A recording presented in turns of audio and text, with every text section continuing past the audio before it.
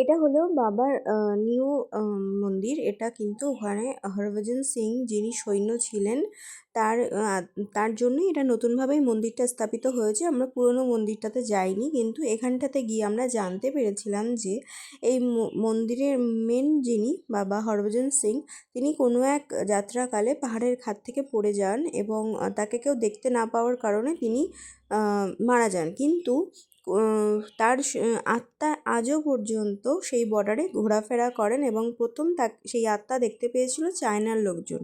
তারপর তারা ইনফর্ম করেন। যথারীতি আজও তাকে সকালে যে সময় ওদেরকে জল, লাঞ্চ, ডিনার যা কিছু সব কিছু ওনার দেওয়া হয়। ওনার লিভিং রুম, অফিস রুম সব কিছুই আছেন এবং আজও কোনো অফিসিয়ালি কোনো রকম আলোচনা হলে ওনার জন্য একটা চেয়ার কিন্তু খালি রেখে দেওয়া হয়।